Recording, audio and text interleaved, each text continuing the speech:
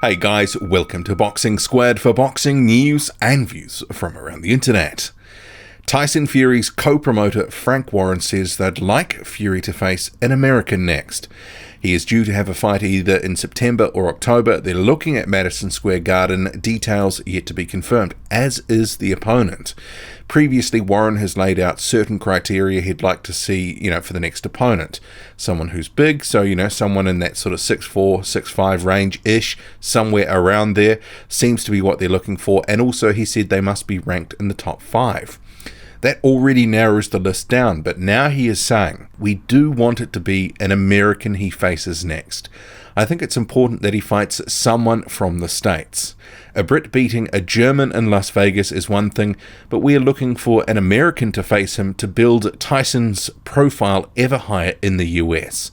Beyond Deontay Wilder, who is tied up with Luis Ortiz, there's not the longest list to choose from. We're going to start thinking about that shortly, and when we announce it, there will be a press conference over here in the UK as well as the States. And that's Frank Warren in a column that he penned for TalkSport. So if we're coupling all these things together, they want someone who's big, they want someone who's top 5, they want someone ideally who's American. So they haven't ruled out an opponent being from somewhere else, but ideally, as he says, they'd like it to be an American.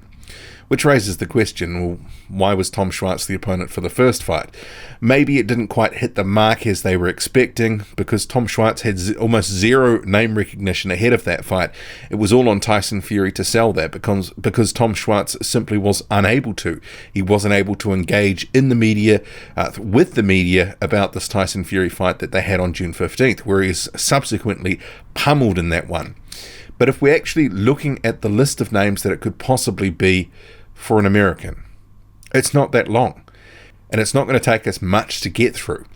See here on screen, BoxRec. It's not the be-all and end-all, but it's an indication of where fighters are, how they're sort of positioned with who they've fought, point system, all that sort of thing. So we can, straight out of the gate, discount Andy Ruiz Jr., Deontay Wilder at the top. Jarrell Miller at number 3. That's interesting because Warren had obviously said previously, top 5 guy that they'd like to fight against. If he was to have a look at Miller, and if we go to his BoxRec page, where is Miller in terms of the heavyweights? He is currently 7th in the world. That is where he is considered on the BoxRec system. Problem with Miller at the moment, he's not top 5 because obviously he's out of the rankings. 2 of them he wasn't in to begin with, but the other 2 he was dropped because of performance-enhancing drugs. That was just back in, April this year, not long ago. So there is still a whole perception problem that Miller may have if he gets pitched in with Tyson Fury. But when you look at the options that are available, Miller may be the best of the sort of crop that is out there right now. Because after Miller, you go Dominic Breazeale. Well, he just got poleaxed by Deontay Wilder. It's not going to happen. And at number 5 here on this list, you've got Charles Martin. He is still making his way back. He's got a fight scheduled against Daniel Martz later in July. Unlikely to be him, just because obviously that title performance against Anthony Joshua, where he did a bit of a lay down Sally, it's going to be very hard to sort of talk up that one. Plus also he's within the PBC stable.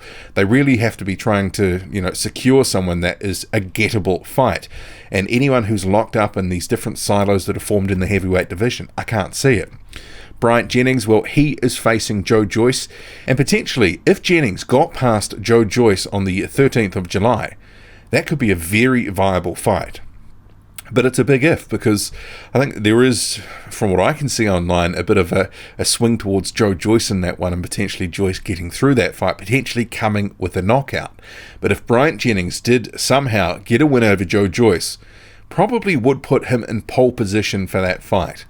At number 7 here, and bear in mind, Tom Schwartz, who I think was ranked within the BoxRec system, number 7 at Germany at different points, in the build-up to the fight with Fury, because these things do fluctuate. I think he might have been about 5th in Germany when it was announced. By the time the fight happened, he'd fallen to 7th because other fighters had fought and got leapfrogged him, essentially.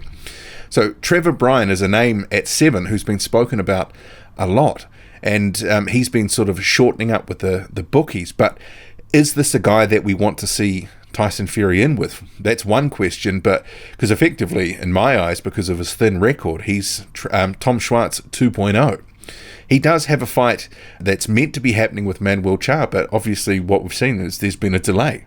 He is currently the number 1 rated contender in the WBA. So he's American, he's big, he's, 6'5", and he is an interim world champion with the WBA, ranked the number 1 contender. So in terms of the different things Frank Warren has said before, he certainly fits the bill.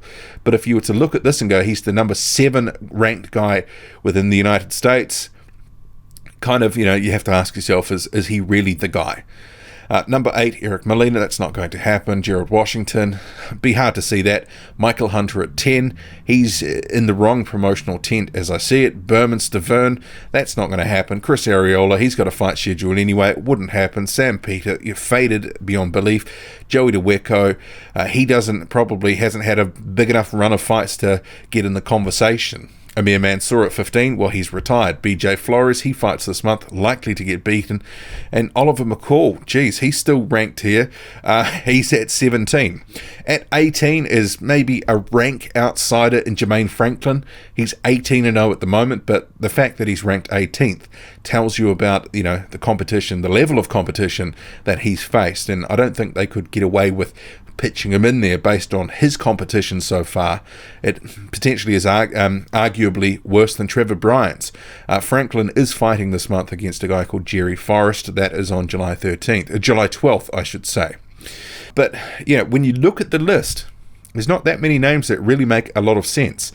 Jarrell Miller, he's not going to be able to get ranked by any sanctioning bodies until at least September.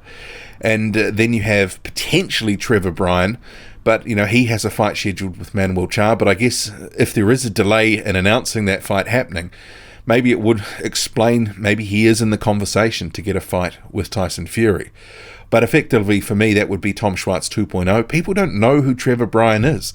Even people who follow boxing do not know who he is. He hasn't been active. He hasn't been in many televised fights. He's a name that has really got some notoriety because he beat a former cruiserweight in BJ Flores, a faded former cruiserweight in BJ Flores, to claim that interim title status, which was murky to begin with, why that was even on the line.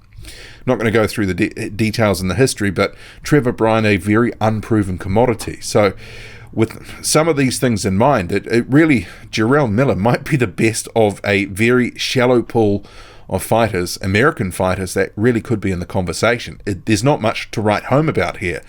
If Bryant Jennings, if he does win against Joe Joyce later this month, well, he might vault to the top in terms of being the guy that could be an opponent for Tyson Fury. And bear in mind, he's a top-ranked fighter. So we will see where things go, and perhaps they are waiting for that fight on the 13th, potentially, just to rule Jennings out, have him in or out of the equation, because it should be an easy fight to make, and that would have some credibility for Tyson Fury fighting Bryant Jennings, especially if he comes off a good win against Joe Joyce. Anyway, what do you make of it all?